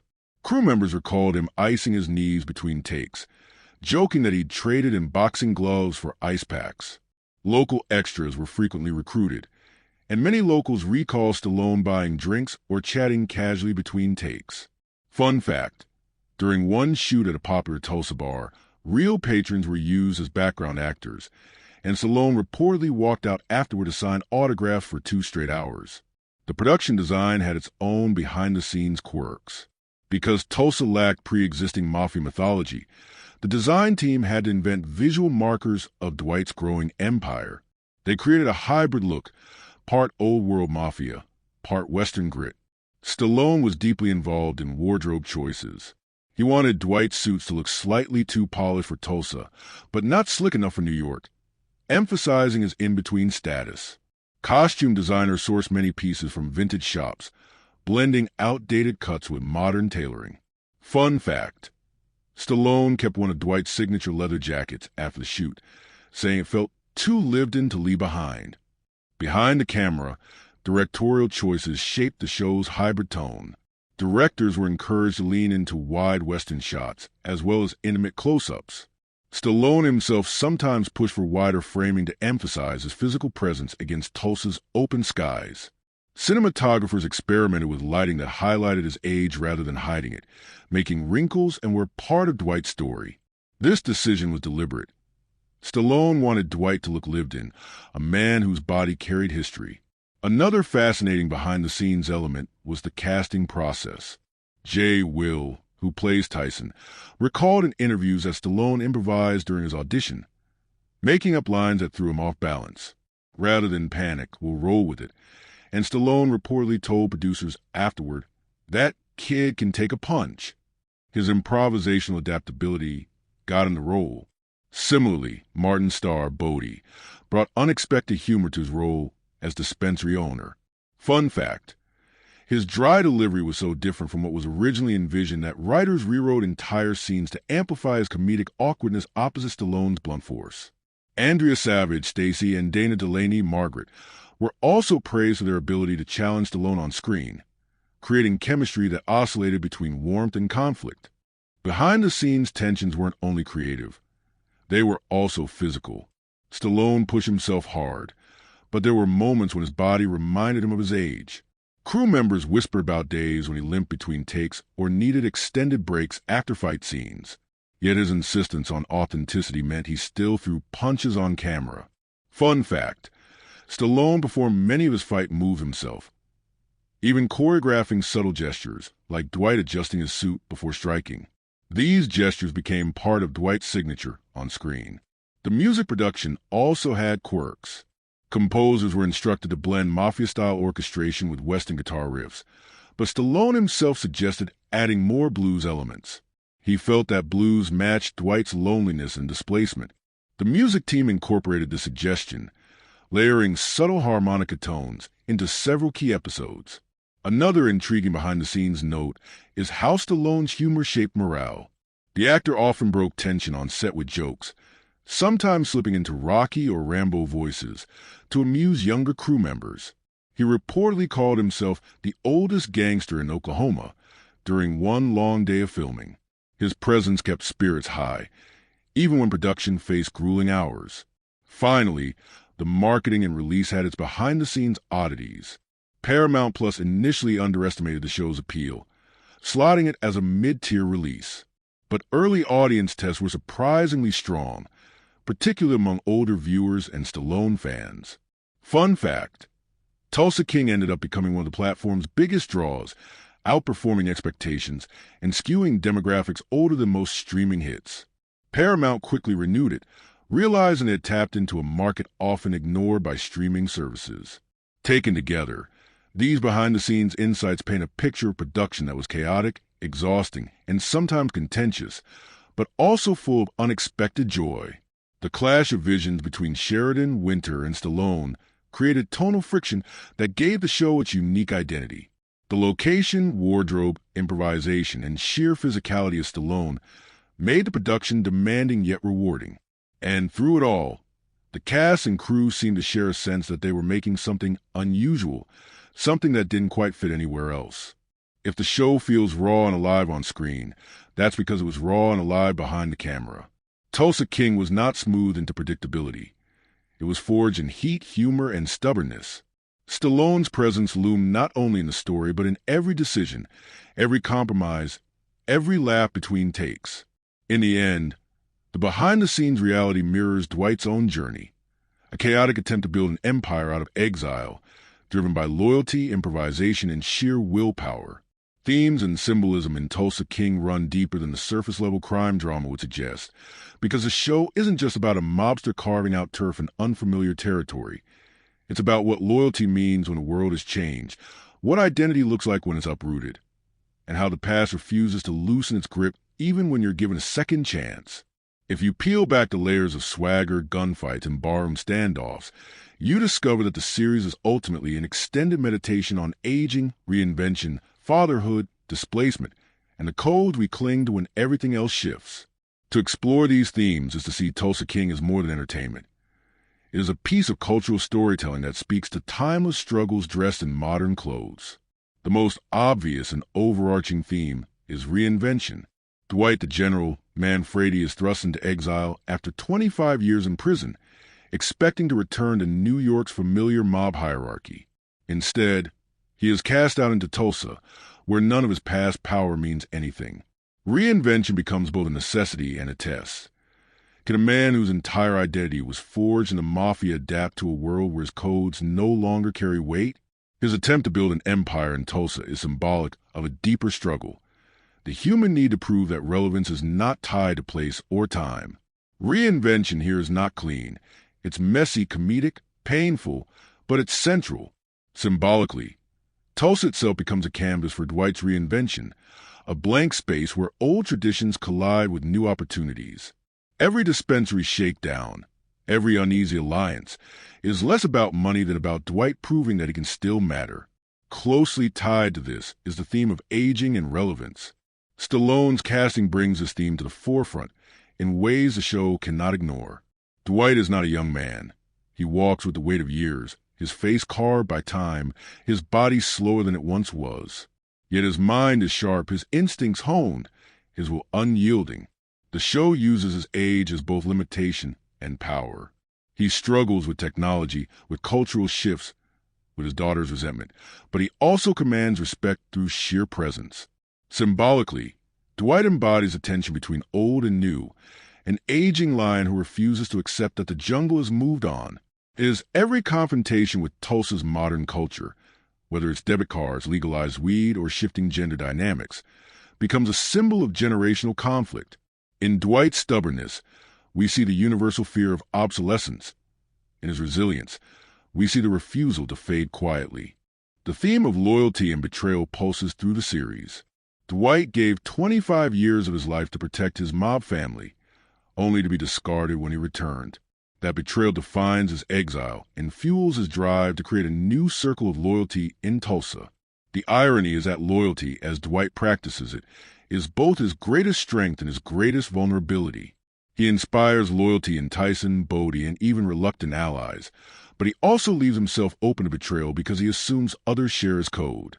Symbolically, loyalty in Tulsa King is depicted as a fragile currency, one constantly devalued in a world where self-interest reigns.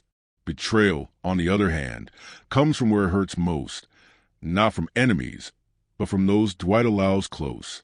The symbolism here is ancient. Judas kissing Christ, Caesar stabbed by Brutus. Tulsa King frames betrayal as inevitable when codes erode, turning Dwight into both victim and perpetuator of a cycle he cannot escape. Another central theme is fatherhood and legacy. Dwight's estrangement from his daughter Tina is the wound that never heals. No amount of empire building or loyalty from new protégés can replace the absence of her trust. Every attempt to reconnect with her is clumsy but sincere, exposing the gap between who he wants to be and who he has been. Symbolically, Tina represents the cost of Dwight's choices, the life he forfeited for loyalty to the mob, the years he lost behind bars. His mentorship of Tyson, in turn, becomes a symbolic attempt to rewrite that story, to be a better father figure than he was to his own blood. The duality of Tina and Tyson is powerful. One a reminder of failure, the other a chance at redemption. Fatherhood here is not about biology alone, but about responsibility, presence, and honesty. The show suggests that legacy is not measured by wealth or fear, but by whether the next generation carries your name with pride or pain. The theme of displacement gives the series its fish-out-of-water comedy, but also its deeper symbolic resonance. Dwight in Tulsa is not just a mobster in the wrong city. He is a man ripped from his cultural and personal roots, forced to negotiate meaning in a landscape that does not recognize him. Symbolically, this displacement mirrors the immigrant experience that birthed mafia mythology in the first place. Men who brought old codes to new worlds and tried to transplant them. Dwight is an immigrant of time and circumstance, carrying mafia traditions into a frontier that shrugs at them. His displacement underscores the absurdity of identity when removed from context. What does being a general mean in a city where no one knows your name? The show suggests that identity is both portable and fragile, powerful and laughable when transplanted. The code of honor Dwight lives by is itself symbolic. It represents a dying philosophy, one that values loyalty, respect, and family above convenience. In Tulsa, this code looks outdated, even ridiculous, yet also creates order where chaos reigns. The biker gang, for instance, thrives on fear without respect. Dwight, for all his brutality, insists on rules. Symbolically, this code is a relic of an older world colliding with modern amorality. It is Shakespearean in scope. The tragedy of a man whose virtues are also his flaws, whose adherence to honor blinds him to how little the world values it anymore. The theme of violence as communication is another undercurrent. In Tulsa, Dwight cannot rely on reputation alone, so violence becomes his language. Every punch, every shakedown, every threat is symbolic of his attempt to carve authority where none existed. Yet violence here is also shown as limited.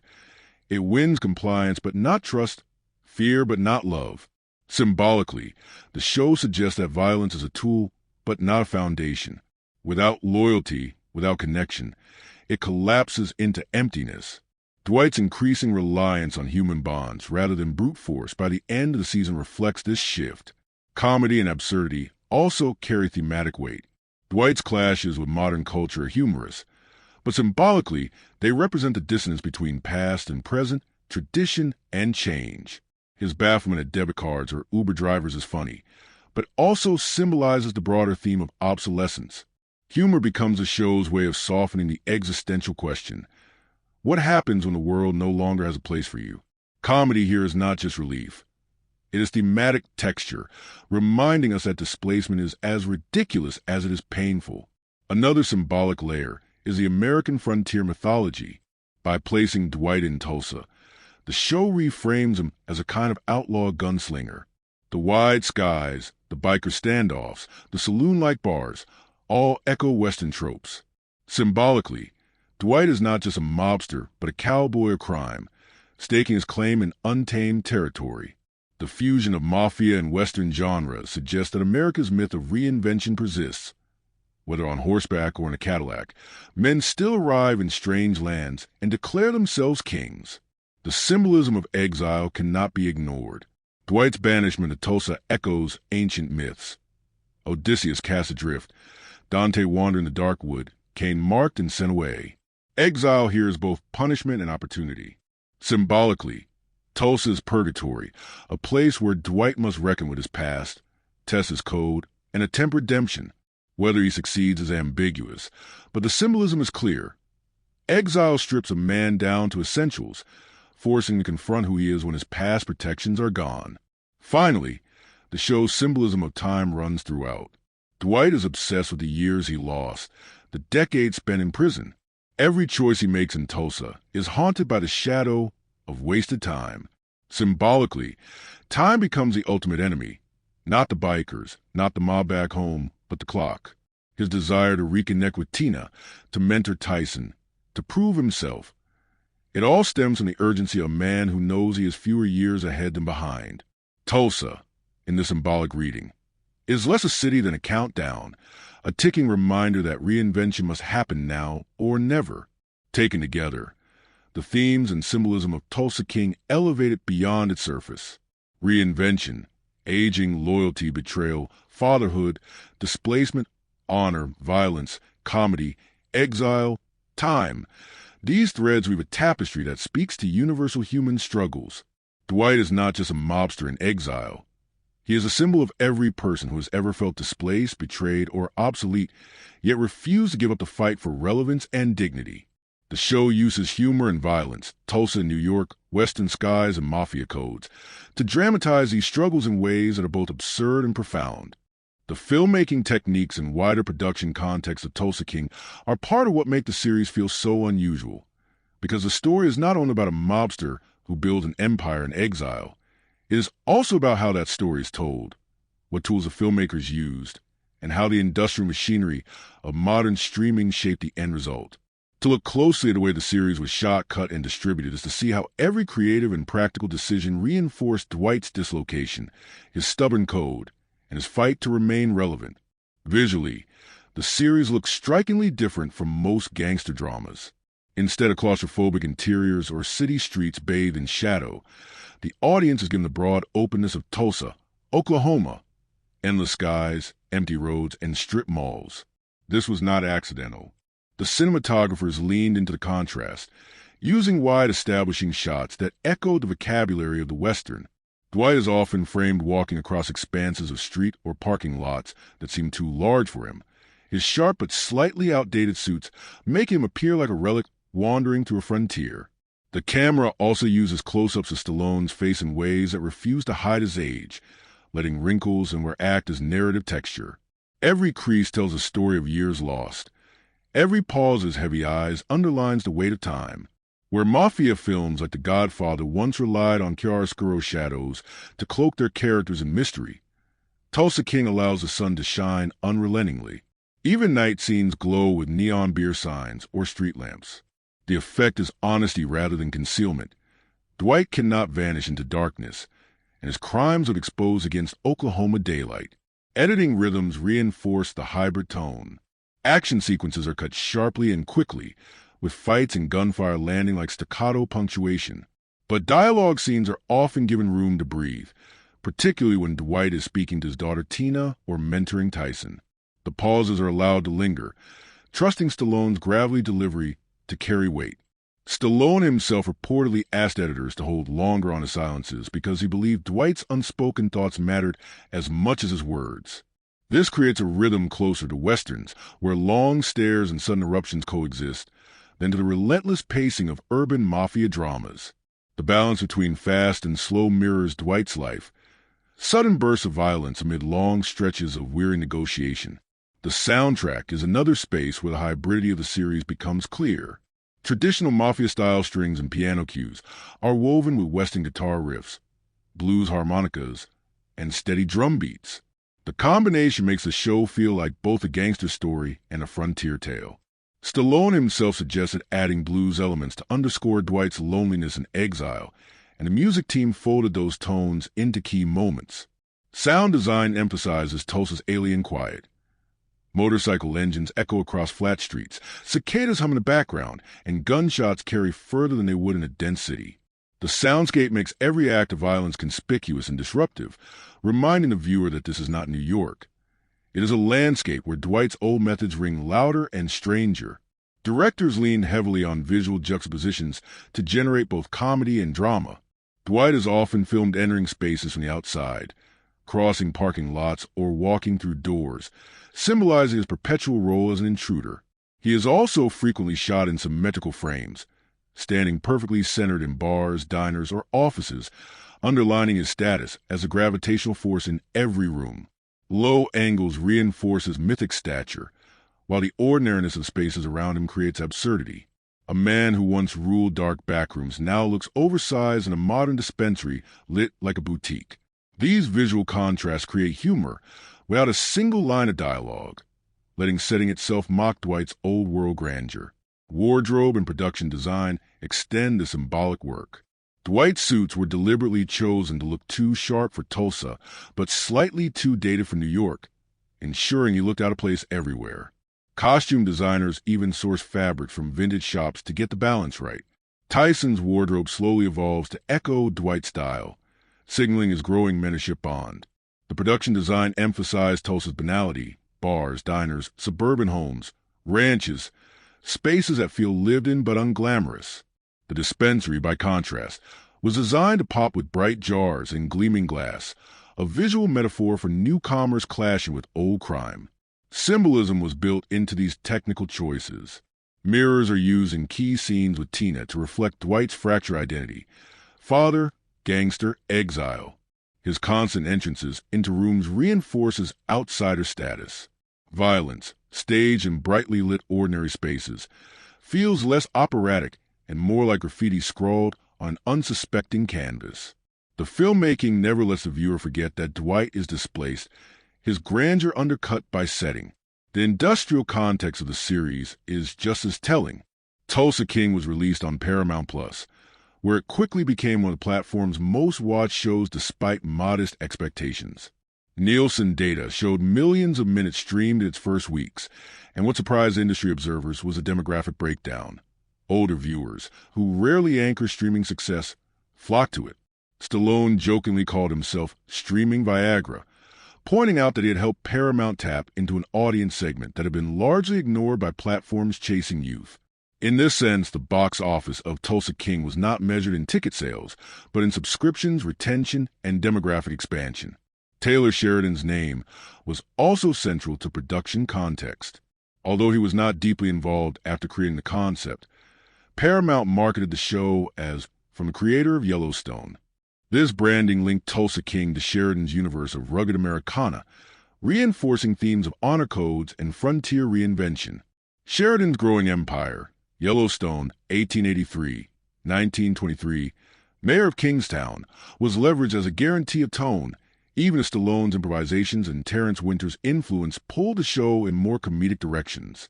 The Sheridan brand gave the series cultural gravity, but Stallone's persona ultimately defined it. Critical reception reflected the hybridity of these techniques. Reviewers praised Stallone's charisma, but sometimes criticized the tonal shifts as uneven. Fans, however, embraced the mix, enjoying the comedy, violence, and sentimentality living side by side. Stallone earned award nominations for his performance, marking a rare late-career reinvention. The contrast between critical hesitation and popular enthusiasm mirrored the filmmaking itself. Too bright for traditional mafia, too violent for comedy, too funny for Western, too Western for mafia. The result is a hybrid cinematic grammar. Wide Western shots, bright lighting, improvisational humor, symbolic costume design, and a hybrid score combined to make a show that refuses to sit neatly in one genre. The industrial context, Paramount's streaming strategy, Sheridan's brand leverage, Stallone's crossover to television, explains why this hybridity was not smoothed out but celebrated. The series thrives on contradiction.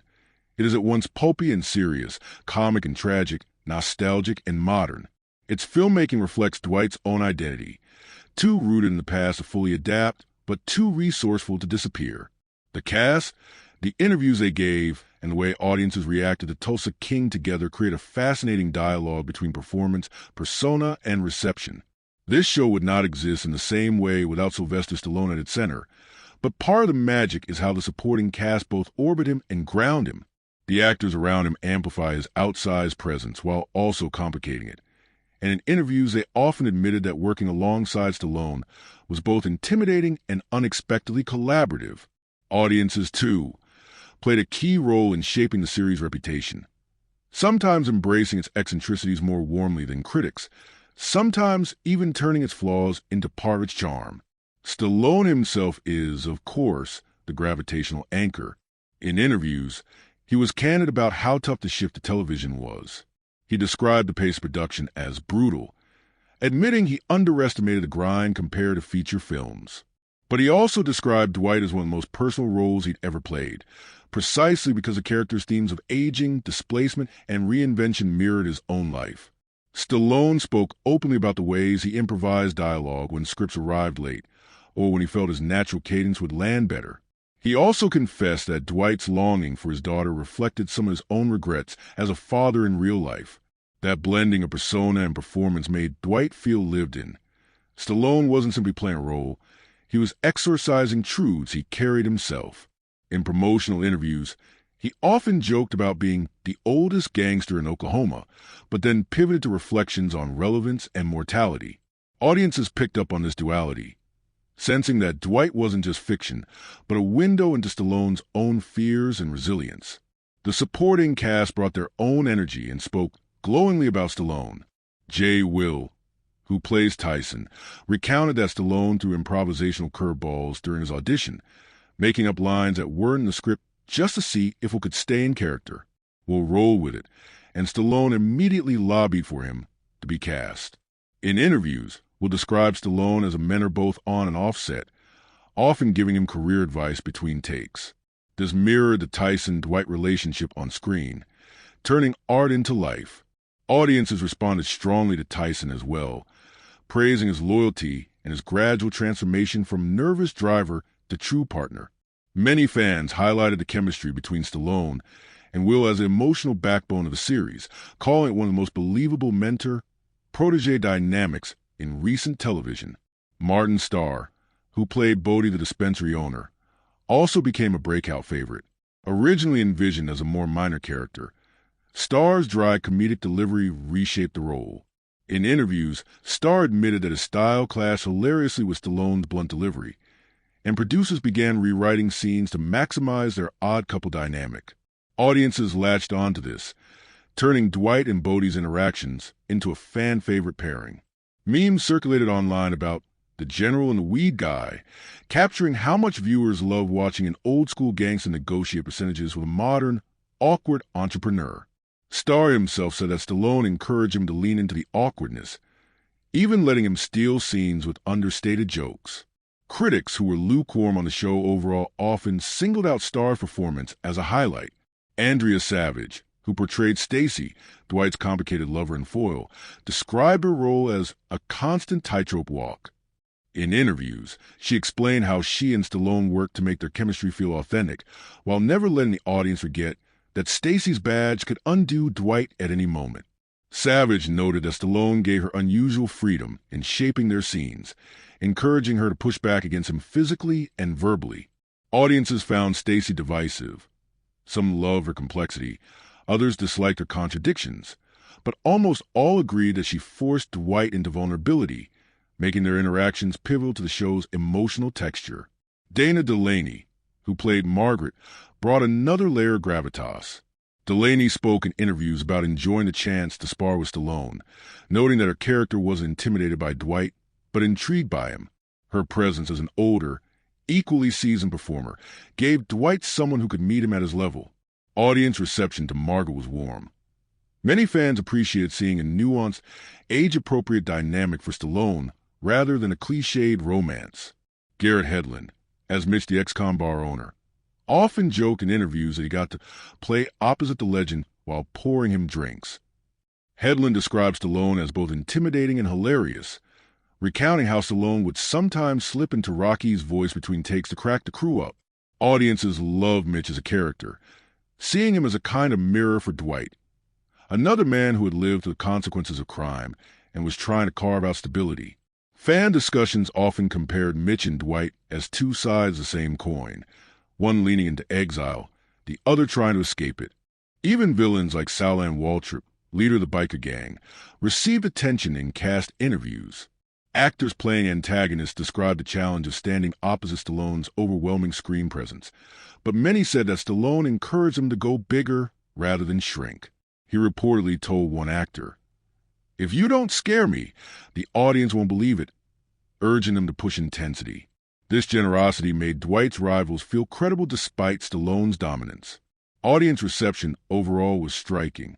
Critics were mixed, but viewers were overwhelmingly enthusiastic. Online forums and social media buzz turned Tulsa King into one of Paramount Plus' most successful shows, with fans celebrating its humor, Stallone's charisma, and the odd charm of its Tulsa setting. Many viewers said they hadn't expected to watch, but were hooked after a single episode. Older audiences in particular embraced the show, seeing themselves reflected in Dwight's struggles with irrelevance and reinvention. Younger audiences often connected through Tyson, creating a multi-generational appeal. Fan reviews frequently mentioned that the series wasn't trying to be The Sopranos, and that this was its strength. It was pulpy, fun, and heartfelt all at once. Interviews with the creative team confirmed that this fan response surprised Paramount. The show had been marketed cautiously, but the word-of-mouth enthusiasm, particularly among demographics usually overlooked by streaming platforms, pushed Paramount to renew it quickly. Stallone admitted he was both amused and proud, noting that he had finally found a way to conquer television after decades in film. Fans amplified this narrative, treating the show as Stallone's triumphant reinvention. Critics may have been split, but audience reviews told a clearer story. Fans loved the characters, the humor, and the sincerity beneath the violence. Dwight became an unlikely hero not because he was flawless, but because he was human. Tyson became beloved as a symbol of loyalty, Bodie as comic relief, Stacy as complexity, Mitch as brotherhood, Margaret as dignity. Together, the cast built a family that audiences wanted to keep visiting. In the end, the cast, their interviews, and the reception they received created a feedback loop that reinforced the series' identity. Stallone gave Dwight authenticity, the cast gave him balance, and the audience gave the whole project validation. If the show feels alive, it's because the performers invested themselves deeply, and the audience rewarded that with loyalty. Fitting, perhaps, for a series obsessed with loyalty as both gift and curse. The conclusion of Tulsa King, and of this long reflective review, asks us to take stock of what the series has really given us, and why it matters not just as entertainment, but as a cultural marker. If you follow Dwight the General Manfredi across Tulsa's dusty streets, strip malls, neon bars, and smoke-filled backrooms, then you've already seen that this is more than a gangster show. It is, at its heart, a story about time, about how it wounds, how it reveals, and how it forces us to ask what kind of legacy we leave behind. When the credits roll on each episode, what lingers isn't just the gunfights or the jokes about debit cards. What lingers is the ache of a man who knows he's running out of years, but refuses to stop building something that matters. From the very beginning, the series has dared to shift the geography of mafia mythology. By tearing a mobster out of New York and planting him in Tulsa, the show reinvents a tired genre, blending crime with Western imagery, comedy with tragedy, nostalgia with modernity.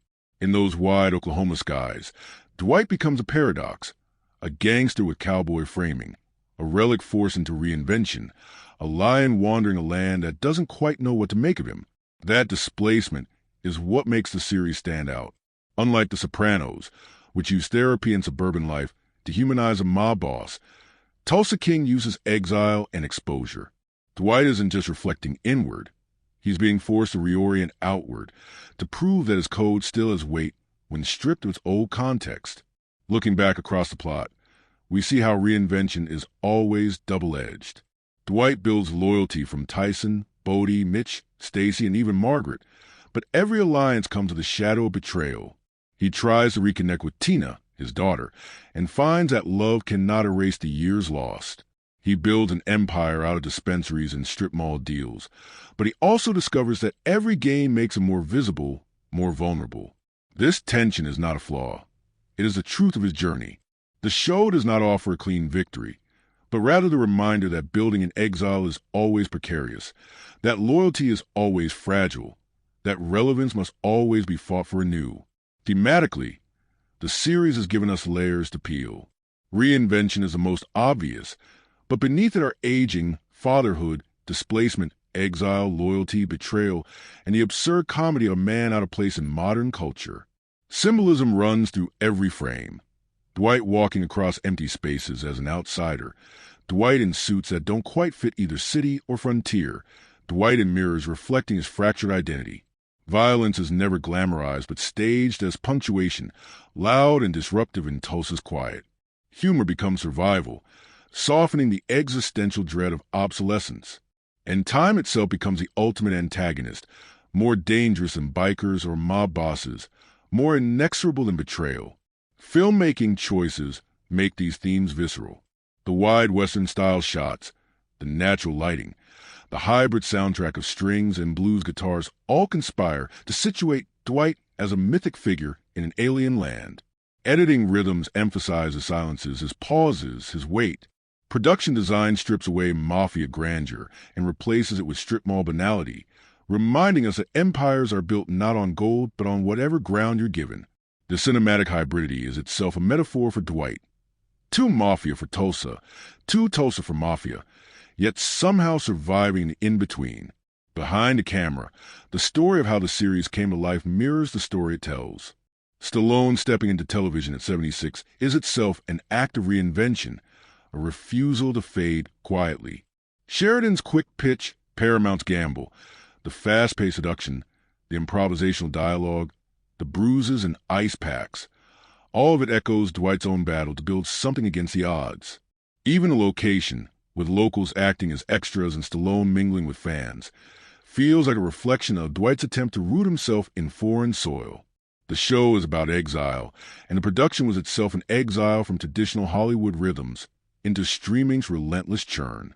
And then there's the cast, whose performances turned Dwight's world into more than a one-man show. Tyson became both protege and surrogate son. Bodie became the awkward comic foil. Stacy became both lover and threat. Margaret became a mirror of dignity. Mitch became brotherhood. And Tina became the wound that defined everything. In interviews, the cast consistently spoke of Stallone's generosity and unpredictability, of how his improvisations kept them on their toes. Audiences responded to that chemistry, elevating the series into a fan favorite despite critical hesitation. The reviews may have been mixed, but the viewers spoke loudly, turning Dwight into a cultural conversation, turning Tulsa into a stage for loyalty, betrayal, and reinvention. So what does it all mean? Why has Tulsa King lingered? It is not because it's the slickest or most polished show of its kind. It lingers because it is messy in ways that feel human. It lingers because it allows an aging star to turn his own wrinkles into narrative power. It lingers because it tells us that even in exile, even when betrayed, even when time itself is against us, we can still fight to matter. We can still build families out of strangers. We can still demand loyalty in a world that devalues it. Dwight's story is absurd, violent, funny, heartbreaking, and defiant all at once. And so is life. When I think back on the show, the images that stay with me are not just the action set pieces. They're the quiet moments. Dwight looking at Tina with a face full of regret. Dwight sharing a drink with Mitch in a bar that smells of failure and hope. Dwight laughing awkwardly with Tyson, as if trying on fatherhood for first time. These moments remind me that beneath the gangster mask is a man fighting the same battle we all face. The battle against irrelevance, against time, against the wounds we cannot heal. As the credits fade on the season, what we carry forward is the sense that Tulsa has not just been a backdrop, but a crucible. It has stripped Dwight of myth and forced him into honesty. It has tested his code and revealed its fractures. It has given him a stage to prove that even in exile, a man can still carve out meaning. And if the show continues, it will not be because Dwight conquered Tulsa. It will be because Tulsa conquered him into becoming something he never expected to be. So here's my final thought. Tulsa King is a reminder that reinvention is never clean, loyalty is never guaranteed, and relevance is always temporary. But it is also a reminder that as long as you are willing to step into unfamiliar streets, to take the punches and throw them back, to laugh at your own obsolescence, and keep moving anyway, you can still matter. That is Dwight's truth, Stallone's truth, and maybe ours too. And if you've stayed with me through this long reflection, literature-loving friends, I'll leave you with this.